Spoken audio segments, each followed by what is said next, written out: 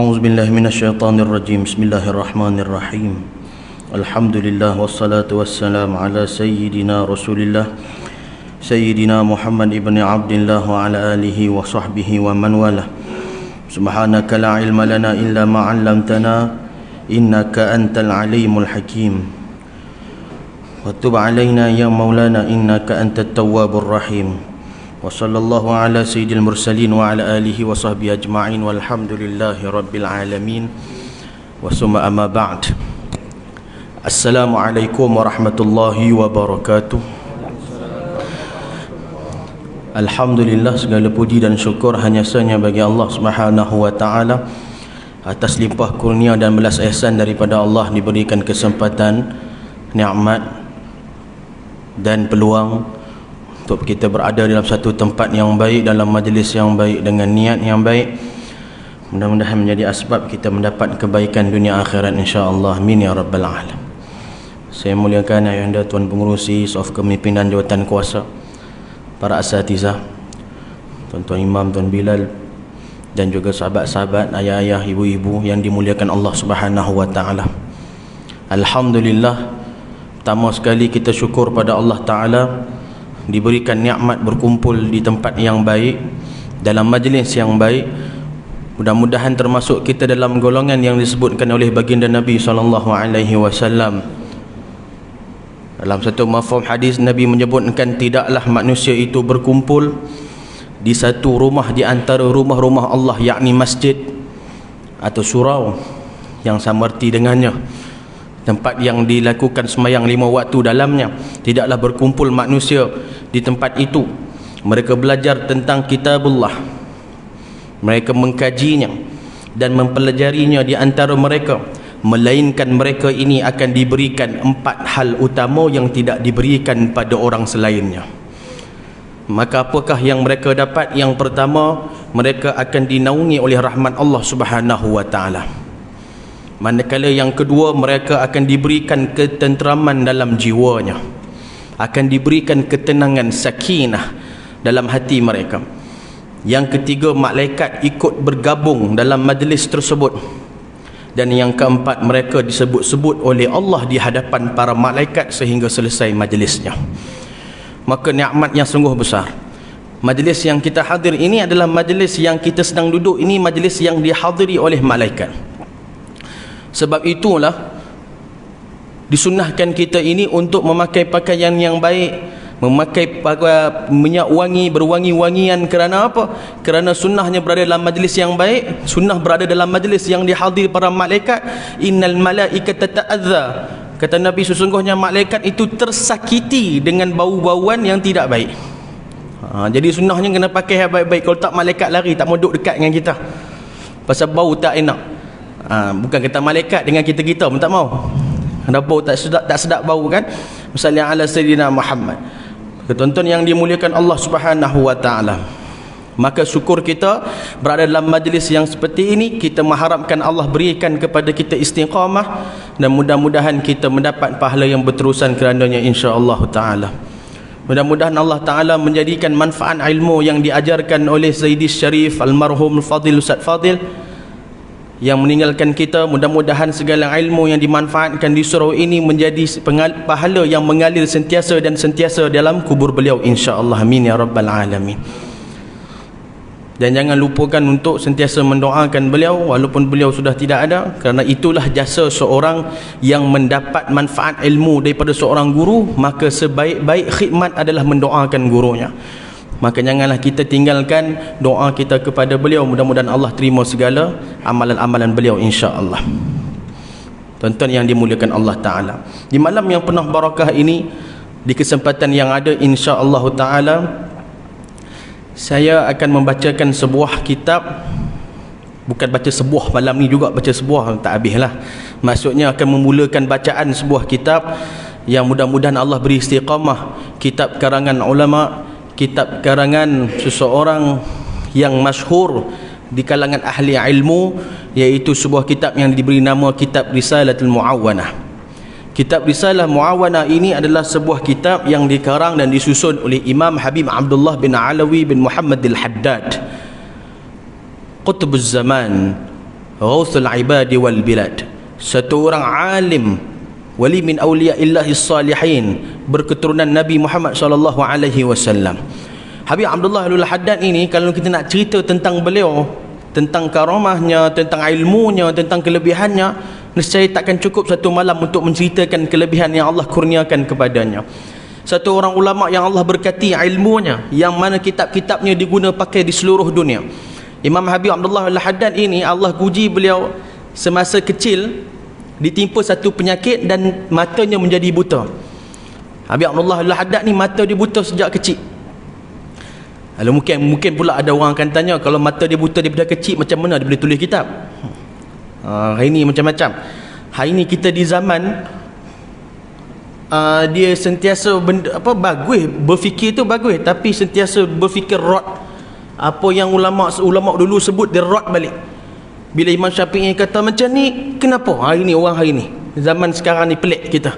Di Facebook bila orang kata Imam Syafi'i sebut sunnah kita mandub, sunnah yakni disunahkan sebelum sembahyang kita melafazkan usalli fardhul maghrib, itu hukumnya sunnah. Imam Syafi'i sebut, tiba-tiba tengok komen, pasal apa sunat? Hari dia tanya balik.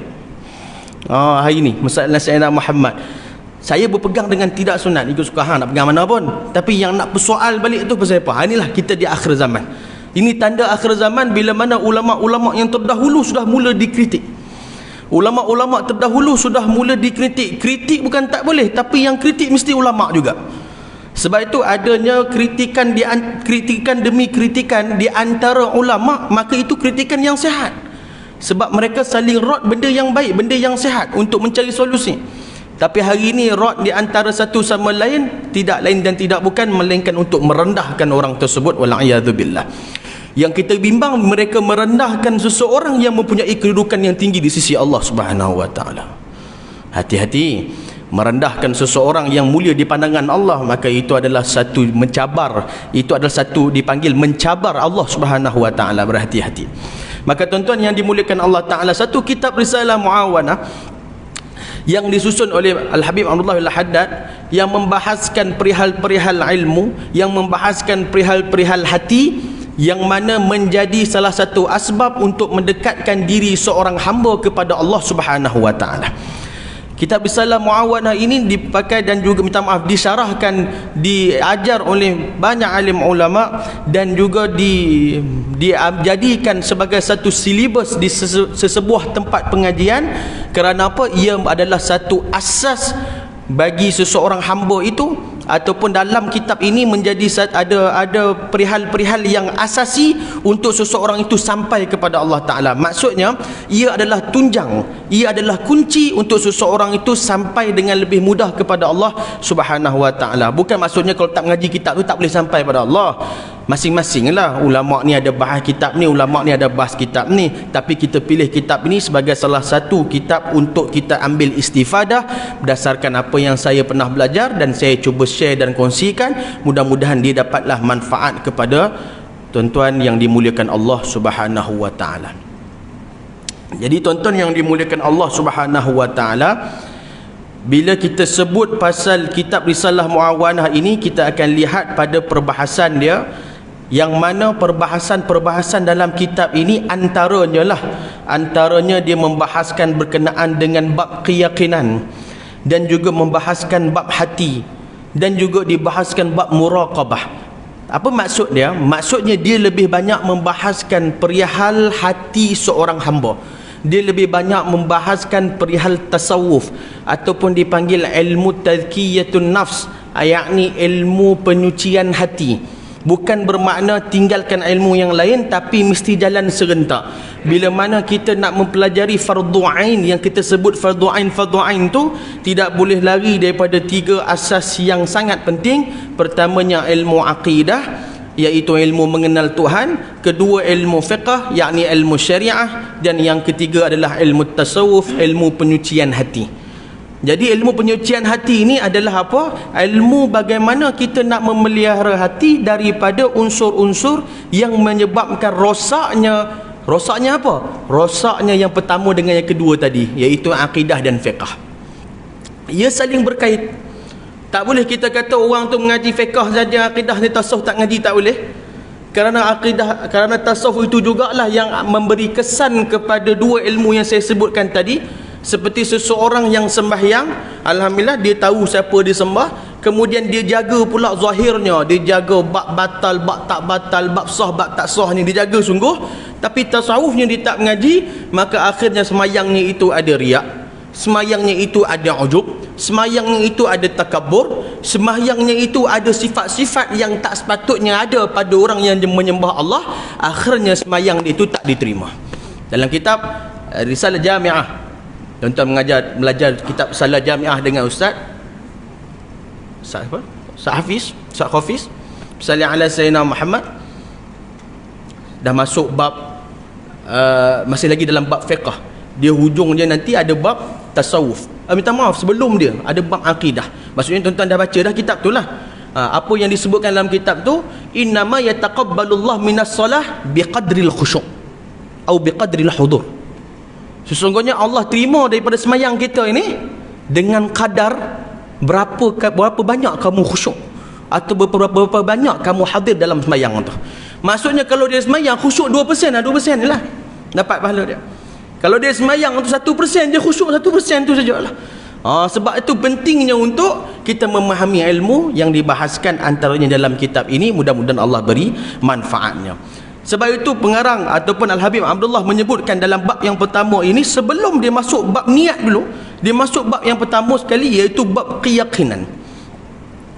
Apakah itu keyakinan? Disebutkan dekat sini, wahai saudaraku, hendaklah anda selalu memperkuat dan memperbaiki keyakinan anda, kerana bila keyakinan itu sudah kukuh dan telah menguasai hatimu, maka segala sesuatu yang gaib tiba-tiba dapat terlihat dengan jelas. Seperti yang disebutkan oleh Sayyidina Ali bin Abi Talib, jika terbuka mata hatiku, maka bertambahlah keyakinanku.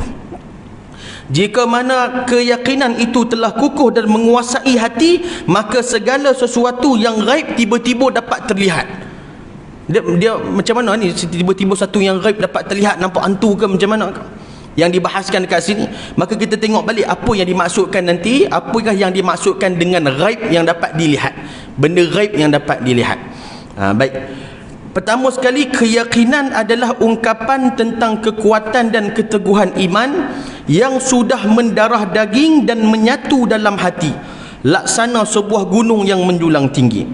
Kerana itu segala bentuk keraguan dan praduga tak akan mampu menghempaskannya, hingga akhirnya keduanya hilang tanpa bekas. Bila keyakinan itu telah ada dalam hati seseorang, maka setiap daripada ragu-ragu dan was-was takkan memberi kesan kepada hati dia. Sebab apa? Sebab keyakinan. Was-was ni benda yang kita selalu bahas, was-was biasa, was-was benda kecil. Sebab tu Nabi kata hati-hati dengan was-was, jangan layan was-was. Bila Nabi sebut jangan layan was-was, maksudnya benda tu penting. Kita hari ni mungkin kita nampak macam was-was benda biasa. Ada orang was-was dalam semayang, ada orang was-was ketika ambil wuduk dalam ibadat, ada orang was-was pada benda-benda keduniaan. Okeylah, benda keduniaan tu boleh terima lagi lah. Dah masuk semayang tadi, parking kereta kat luar, masuk semayang, imam dah takbir Allahu Akbar, masuk rakaat kedua baru dia terfikir, kereta tadi kunci ke tak? Itu was-was juga tu. Dan kadang-kadang dah tayat akhir dah, tengah tayat akhir, tengah doa asyhadu alla ilaha illallah tu, dia terlintas dekat kepala dia, tadi kunci kereta ke tak tu, pasal dompet tinggal dalam kereta. Tu was-was juga tu. Was-was itu daripada syaitan. Nabi kata jangan layan was-was. Kerana apa? Kerana was-was itu bila dilayan, dibimbangi, was-was itu akan menjadi besar dan akhirnya was-was itu akan mengganggu dan menjadi was-was kepada akidah. Benda kecil je was-was tu asalnya, tapi was-was itu boleh bawa kepada was-was akidah. Macam mana was-was akidah? Bila mana berlaku satu musibah apa-apa, dia akan datang was-was, bisikan syaitan. Sebab dia selalu sangat layan was-was dia, akhirnya dia akan mula terfikir, Allah tu ada ke? Dia mula macam tu. Allah tahu ke? Dia mula terfikir begitu. Ni was-was daripada syaitan. Wassallallahu ala sayyidina Muhammad wa ala ali sayyidina Muhammad. Jadi berhati-hati dengan was-was, jangan dilayan, jangan terlalu dilayan, kena lawan was-was tu. Terutamanya dalam bab ibadat. Bila mana kita semayang, Allah salli ala sayyidina Muhammad. Was-was antaranya Allah minta maaf, syaitan nak goda kita, terutamanya bab wuduk lah. Bila kadang-kadang tu bila kita dah berdamai sini, dah nak angkat takbir, kita duduk was-was lagi, dah ambil wuduk ke belum, dah batal ke belum wuduk. Bila was-was tentang batal ke tak batal, yakin je wuduk tu masih ada. Ulama fiqh sebut bila kita was-was batal ke tak batal, belum batal. Melainkan kita teringat, sungguh kita teringat memang kita kentut tadi, janganlah duk yakin juga. Memang dia kentut tadi, satu surau dengar dia kentut, lepas tu dia tak batal, tak boleh lah, dah memang batal lah tu. Tapi kalau misalnya ala sayyidina Muhammad, dia tu masih lagi was-was, batal ke tak batal, tak batal, cukup. Tak batal, misalnya ala sayyidina Muhammad, cukup takat tu je, maksudnya jangan dilayankan lagi, misalnya ala sayyidina Muhammad. Okey, baik. Jadi bila mana seseorang itu melayan was-wasnya, dibimbangi was-was itu akan mengganggu sampai kepada was-was akidah. Sebab itu pentingnya keyakinan. Al-Imam salli ala sayyidina Muhammad Ibnu Abi Dunya, Imam Ibnu Abi Dunya ni dahsyat. Satu orang alim, satu orang ulama. Imam Ibnu Abi Dunya ini mengarang satu kitab namanya Kitab Al-Yaqin. Salli ala sayyidina Muhammad. Kitab Al-Yaqin ni ada syarahan dia, dan diterjemahkan oleh Al-Fadil Ustaz Azhar Ibrahim dia salli ala sayyidina Muhammad, di Selangor lah orangnya. Fadil Ustaz Azhar ni guru saya. Beliau buat satu kitab syarahan dan terjemahan pada kitab Al-Yaqin. Kitab tu alhamdulillah masa di Johor kita khatam 3 kali kitab tu di 3 tempat. Kitab yang sangat-sangat menarik, sangat cantik. Dia membahaskan berkenaan dengan yakin saja. Al-Hafidh Ibnu Abi Dunya ni bukan calang-calang orang. Tuan-tuan tahu apa yang hebatnya Ibnu Hafidh Dunya ni? Al-Hafidh Ibnu Abi Dunya ni satu hari dia duduk dalam kelas. Dia mengajar, minta maaf, dia dalam kelas, dia belajar anak murid. Dia sebagai student. Gurunya mengajar. Guru ni tengah mengajar kitab lain. Dia buka kitab lain. Dia ustaz dia ataupun syekhnya tengah mengajar kitab lain, dia buka kitab lain. Macam mana tu? Maksudnya bila kawan dia tengok, apa ni? Syekh tengah mengajar kita, contohlah, Syekh tengah mengajar hadis, dia buka kitab fiqh. Jadi bila Syekh kata bila kawan dia tanya macam tu, dia pun kata taklah, saya tengah dengar Syekh mengajar lah tu. Saya tengah dengar. Tengah dengar apanya? Buka kitab lain. Kalau hang betul tengah dengar, buka kitab Syekh mengajar lah. Siapa hang buka kitab lain? Maka dia kata, aku dengar. Okey, kalau hang dengar, cerita balik apa yang Syekh sebut. Maka dia pun ulang balik satu persatu apa yang Syekh dia sebut, satu pun tak hilang huruf ataupun perkataan. Hebatnya, telinga dengar Syekh, mata tengok benda lain. Nak kata dia boleh guna dua-dua.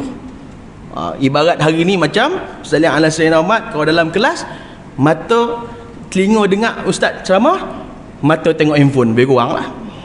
Kan, lebih kurang sama level dengan Ibnu Hafiz Ibnu Abi Dunya lah, lebih kurang lah. Baik tuan-tuan yang dimuliakan Allah Subhanahu wa taala, maka salli ala sayyidina Muhammad, kitab itu membahaskan ilmu yakin atas faktor apakah Imam Al-Hafiz membuat kitab itu? Kerana nak bagi tahu pada kita betapa pentingnya keyakinan itu, sebab ia berkait dengan satu benda lagi dan sebati ia, yakni iman. Tak dapat tidak, tak boleh pisahkan iman dengan yakin, melainkan iman dengan yakin itu mesti sebati. Tuan-tuan yang dimuliakan Allah Subhanahu wa taala. Sebab itulah dikatakan lagi bahawa syaitan pun takkan kuasa untuk mendekati dan menggoda orang yang memiliki keyakinan. Bahkan ia lari ketakutan menyelamatkan diri daripada orang yang ada keyakinan. Seperti apa? Seperti contoh kisah Sayyidina Umar ibn al-Khattab yang disebutkan oleh baginda Nabi SAW. Inna syaitan la yafruqu min adh-dhilli Umar wa ma salaka Umar fajjan illa salaka syaitan fajjan akhar, atau kama qala. Kata Nabi SAW, sungguhnya syaitan itu takut terhadap bayang-bayang Umar. Bukan Umar, bayang-bayang dia. Nampak bayang-bayang Umar, syaitan lari lah. Sayyidina Umar Al-Khattab ni Nabi sebut, bukan Sayyidina Umar yang mengatakan pasal diri dia. Nabi sebut. Nabi kata apa? Nabi SAW sebut, maka jika Umar lalu di satu jalan, syaitan takkan lalu di jalan itu, melainkan syaitan akan ambil jalan lain. Ini Sayyidina Umar Al-Khattab radhiyallahu ta'ala anhu wa ardah. Maka disebutkan bahawa keyakinan yang gitu atau keyakinan yang kuat ini mampu menghalang seseorang itu daripada tergoda dengan godaan syaitan. Walau macam mana pun, bukan kata kita yang kalah dengan godaan syaitan ni tak ada keyakinan. Itu jangan salah faham. Maksudnya bukan kita kata habis tu macam orang yang kalah dengan hawa nafsu syahwat ni kira tak ada keyakinan lah. Bukan tak ada keyakinan, dia ada level-level dia. Pertama sekali kita lihat dulu apa saranan Habib Abdullah Alawi Al-Haddad untuk mendapatkan keyakinan. Maka disusun kat sini ada 4 perkara. Yang pertama dia katakan bahawa yang menjadi asas dan pokok seseorang itu mendapat keyakinan adalah memperhatikan dengan hati, mendengarkan dengan telinga akan ayat-ayat Al-Quran dan hadis-hadis Nabi SAW yang menceritakan tentang kebesaran Allah Subhanahu Wa Taala. Itu yang pertama. Ataupun kita ringkaskan dalam satu kalimah yang lain, maknanya muhasabah. Maknanya muhasabah, bila kita sebutkan tentang melihat atau merenung ataupun kita katakan memikirkan dengan hati serta melihat dengan mata dan mendengarkan dengan telinga, khususnya ayat Al-Quran dan hadis Nabi tentang kebesaran Allah, bermakna muhasabah. Dengarkan sesuatu yang boleh menaikkan iman kita. Seperti apa? Seperti kita mendengarkan hadis-hadis tentang kesempurnaan Allah, kesempurnaan Nabi, mukjizat serta azab yang menimpa orang yang menentang mereka dan sebagainya. Kerana hal ini mampu untuk meningkatkan keyakinan keyakinan kita kepada Allah berdasarkan firman awalam yakfihim anna anzalna alaikal kitaba yutla alaihim. Allah sebut dalam Quran dah sebenarnya, iaitu Allah sebutkan dalam Quran seseorang yang mana merenung ayat Al-Quran, seseorang yang membaca Al-Quran yakni dengan memerhatikan maknanya, mampu untuk meningkatkan imannya, mampu untuk meningkatkan keyakinannya. Sebab tu, tapi kenapa hari ini pasal orang dengar ayat Al-Quran, orang dengar ayat Al-Quran, orang dengar hadis Nabi tapi tak meningkatkan keimanan dia pun, pasal dia dengar dalam keadaan kurang ajar. Tu bahasa dah. Dia tak boleh pakai ni lembut dah. Pasal mengayat Quran, pasal dia dengar dengan cara yang kurang ajar, dia dengar dengan cara tidak ada adab. Sebab tu saya sendiri cukup menentang, saya cukup tak setuju kalau kenduri kahwin dia pasang ayat Quran. Jangan pasang ayat Quran dekat kenduri kahwin. Orang tak ada adab dengan ayat Al-Quran. Tak ada adab. Bila mana dibacakan ayat Al-Quran, dibukanya ayat Al-Quran, orang sembang, maka itu tidak ada adab dengan ayat-ayat Allah Subhanahu Wa Taala. Bila mana dibukakan ayat-ayat Al-Quran, orang boleh menjerit-jerit, panggil orang, oi pinggan habis, oi lauk habis. Dia boleh jerit-jerit time tu, sedangkan ayat Al-Quran tengah dibacakan. Itu tidak ada adab dengan ayat Al-Quran. Maka macam mana pula kita boleh menyangkakan yang kita akan mendapatkan pengajaran daripada Al-Quran, sedangkan kita mendengarkan Al-Quran dengan cara tidak ada adab dengan Al-Quran tersebut. Maka kalau kita nak tahu tentang benda itu secara lebih dan lebih detail dan secara lebih menyeluruh, boleh tengok dalam kitab At-Tibyan fi adab adab fi hamalatil Quran, kitab Imam An-Nawawi rahimahullah taala tentang ada adab dengan Al-Quran. Wa idza quri'al Quran fastami'u lahu wa ansitu la'allakum turhamun. Kata Allah Taala, wa idza quri'al Quran, bila dibacakan Al-Quran kepada kamu, fastami'u lahu, dengar, wa ansitu, dan diam, la'allakum turhamun, agar kamu mendapat rahmat daripada Allah Subhanahu Wa Taala. Komen-komen sepana pun lena pun tak apa, jangan sembang time dengar ayat Quran tu. Dah sungguh lena tak apa lagi, tapi dengan sembang ketika dengar ayat Quran, dibacakan ayat Quran, maka dia tidak ada adab dengan ayat-ayat Allah Subhanahu Wa Taala. Itu tuan-tuan yang dimuliakan Allah Subhanahu Wa Taala. Jadi itu yang pertama. Yang kedua pula adalah memperhatikan segala ciptaan Allah yang indah dan menakjubkan yang ada di langit ataupun di bumi. Ini namanya tafakkur. Tadi yang pertama muhasabah, iaitu dengan mendengar ayat-ayat, tadabbur, dengan kita memerhatikan ayat-ayat Al-Quran tersebut. Yang keduanya kita tafakkur. Tafakkur ni duduk sorang-sorang, tengok laut, tengok langit, tengok segala ciptaan Allah Subhanahu Wa Taala. Hebatnya orang yang dekat dengan Allah, setiap benda yang dia tengok mendapat hasil.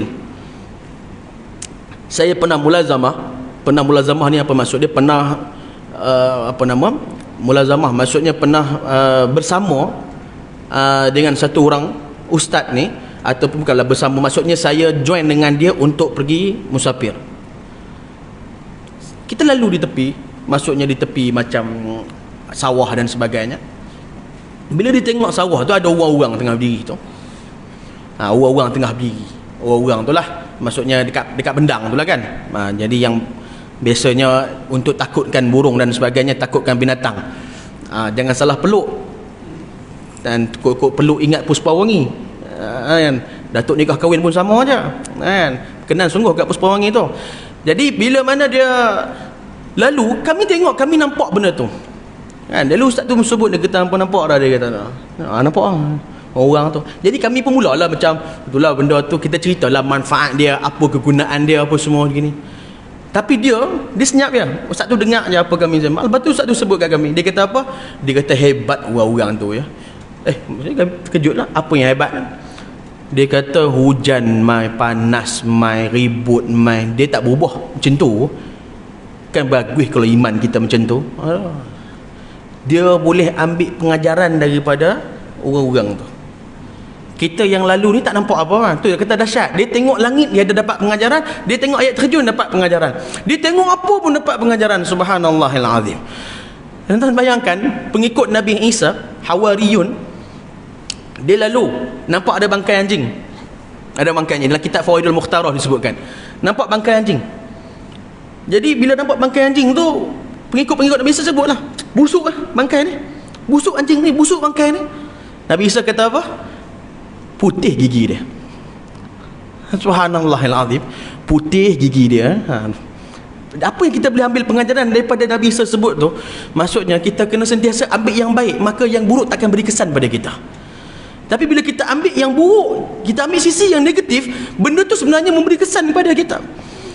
Seburuk-buruk anjing, sebusuk-busuk anjing, seburuk-buruk bangkai binatang, mereka tidak ada pahala dan tidak ada dosa, mereka tidak ada syurga dan tidak ada neraka. Sedangkan kita yang menyangkakan diri kita lebih mulia daripada bangkai anjing itu, imam syurga, imam neraka. Antara dua. Tapi kalau yang anjing tadi jadi bangkai, kunu turaba. Disebutkan dalam Al-Quran, kunu turaba. Anjing tu bila mati, habis. Dia jadi bangkai, habis, jadi debu ke akhirat nanti. Kita antara dua, syurga dan neraka. Tapi ada seekor anjing je masuk syurga. Ada seekor anjing je masuk syurga. Tuan-tuan pun tahu kan anjing mana? Anjing yang bersama dengan Ashabul Kahfi. Ulama-ulama tafsirkan ayat Al-Quran dahsyat tuan-tuan. Anjing yang bersama dengan grup orang soleh masuk syurga. Bayangkan kalau kita yang bersama dengan orang soleh, takkan Allah tak pergi syurga? Anjing yang duduk bersama dengan orang soleh, orang yang taat pada Allah pun Allah bagi kurnia dia masuk syurga. Ini kan pula kita manusia yang sembahyang, yang zikir, yang sebut nama Allah, nama Nabi Muhammad, duduk dengan orang soleh, takkan Allah tak pilih masuk syurga? Subhanallahil azim. Berkah duduk dengan orang soleh, berkah duduk dengan orang baik. Jadi tafakur ni sangat baik. Tafakur ni duduk fikirkan tentang kebesaran Allah, duduk merenung. Duduk merenung ni maksudnya bukan renung orang, renung diri sendiri. Maksudnya memikirkan tentang kebesaran Allah, memikirkan, itu bagus. Maka dia dapat menaikkan keyakinan kita kepada Allah Subhanahu Wa Taala. Bila kita renung diri kita, kita tahulah kita banyak dosa, maksiat dan sebagainya. Itu yang kedua. Yang pertama muhasabah, yang kedua tafakkur. Yang ketiga disebutkan mujahadah. Minta maaf, istiqamah. Sebelum mujahadah, istiqamah dulu. Istiqamah ni kita selalu dengar istiqamah. Saya ringkaskan tentang masyarah istiqamah yang dituliskan dekat sini. Istiqamah ni, dia sebelum sampai istiqamah, dia ada satu lagi, dia ada satu dinding, benteng tu namanya mujahadah. Mujahadah ni orang salah faham. Masya-Allah, tak pernah tinggal tahajud. Alhamdulillah, istiqamah. Masya-Allah, orang ni tak pernah tinggal sembahyang duha. Istiqamah dia. Masya-Allah, orang ni tak pernah tinggal witir dia. Ini istiqamah dia. Di zahir pandangan kita itu istiqamah. Tetapi hakikat sebenar-benar istiqamah hanya dia saja tahu. Dan Allah saja yang mengetahuinya. Maksudnya apa? Istiqamah ni, dia kalau kita lah, maksudnya kita tak pernah tinggal sembahyang witir. Tak pernah tinggal. Berapa tahun dah? 10 tahun tak pernah tinggal sembahyang witir. Alhamdulillah. Tapi satu malam tu kita keluar. Biasa kita keluar lepas bersalih ala sayyidina Muhammad, kita keluar, tak jarang keluar malam. Hari tu kita keluar malam. Kita keluar pergi makan apa semua. Lepas isyak tu, jadi witir tak semayang ke? Biasa semayang witir kat rumah terus tidur. Jadi bila dia balik rumah penat-penat apa semua, dia baring Ustaz. Bila dia baring baru dia dah nak lelap-lelap mata, dah penat dah. Perut dah kenyang dah. Tiba-tiba baru dia teringat, witir tak semayang ke? Allah, tak semayang lagi witir. Dia bangun tu dengan ada sikit rasa berat. Walaupun 1% berat dia, bermakna dia belum istiqamah. dia masih mujahadah, tapi mujahadah dia dah sampai tahap-tahap ujung dah. Sikit lagi mujahadah tu dia benteng, nak kena lepas mujahadah baru naik istiqamah. Istiqamah ni benda yang kita kalau buat dah tak rasa apa-apa, dia tak rasa apa-apa. Istiqamah, salli ala sayyidina Muhammad. Contoh macam istiqamah makan ataupun tidur. Adakah tuan-tuan bila nak tidur tu rasa berat? Aduh tidur lagi, dah. Dia kalau tidur tu seronok lah. Mana ada tidur tu, aduh nak kena tidur lagi ke? Mana ada orang rasa macam tu? Dia tidur tu seronok lah, sebab dia tidur tu dia jadi, dia tak rasa bangga. Ada ke tuan-tuan bangga? Alhamdulillah semalam saya tidur sah tak tahuan. Nah, dia tak tahuan, dia punya tak tahuan dia, level tak tahuan ni, tuan-tuan tahu tak tahuan? Tak tahuan ni short lah.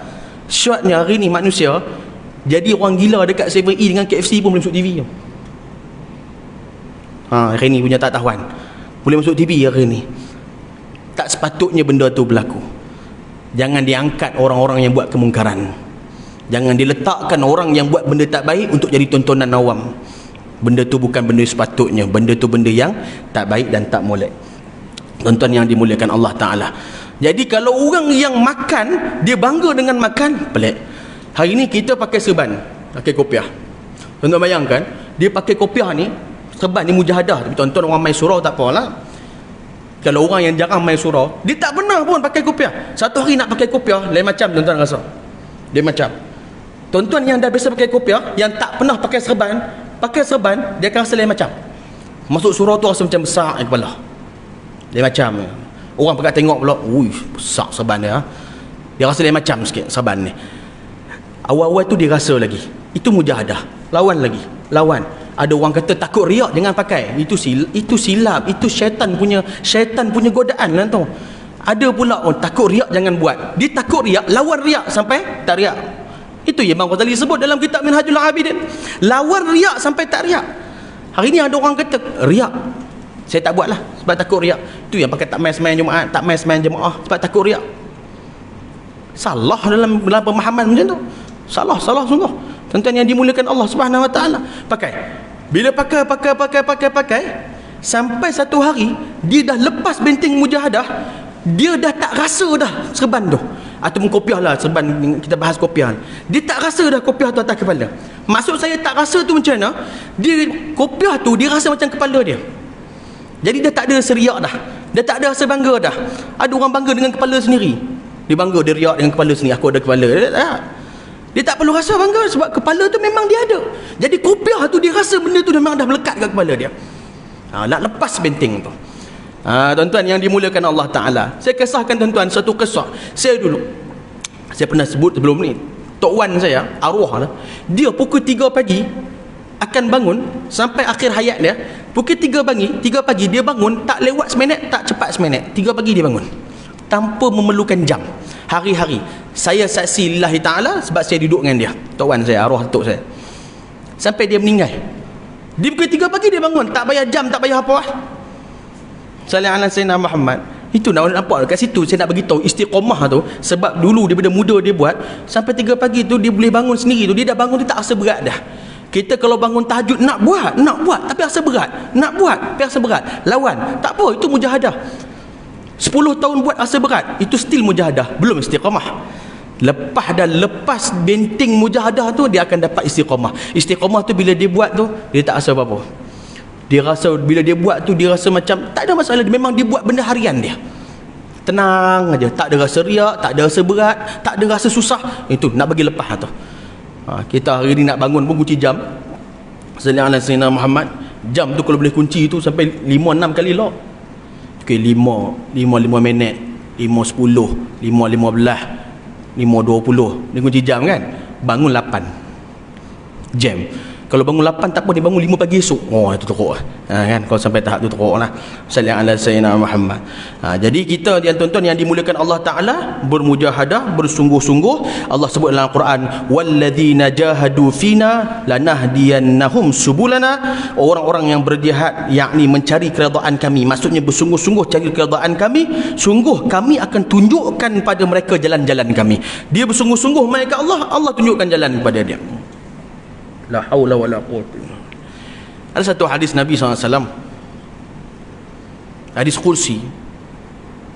Hadis kursi apa disebutkan dalam tu, Allah Subhanahu Wa Taala sebut, yang mana kita nak cerita pasal keyakinan kita dengan Allah Taala. Bila kita sebut pasal keyakinan hari ni, kita hari ni yakin Allah tu tengok kita, kita yakin Allah pandang kita, kita yakin Allah tahu gerak geri kita, tapi tak terlepas diri kita daripada buat dosa dan salah, tuan-tuan yang dimuliakan Allah Subhanahu Wa Taala. Sebab tu dalam hadis disebutkan, ya ibadi, wahai hambaku, Allah Subhanahu Wa Taala sebut, wahai hambaku, in kuntum ta'taqiduna anni la arakum fadhaka naqussu fi imanikum.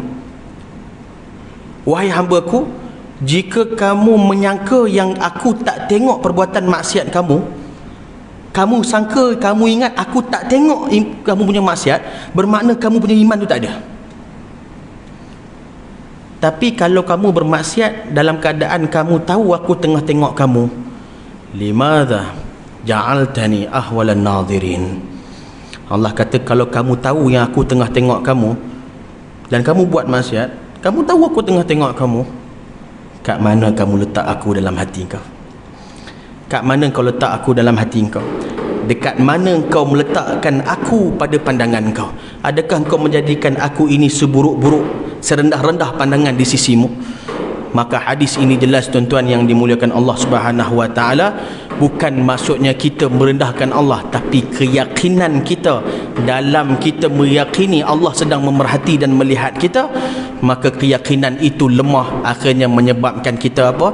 Menyebabkan kita jadi lalai dan kita jadi lupa. Dan bila mana ghalabatni syahwah, bila mana datangnya syahwat yang menipu kita, maka tuan-tuan yang dimuliakan Allah Subhanahu Wa Taala, kita akhirnya tersalah langkah dan tersilap langkah melakukan dosa dan maksiat kepada Allah Subhanahu Wa Taala.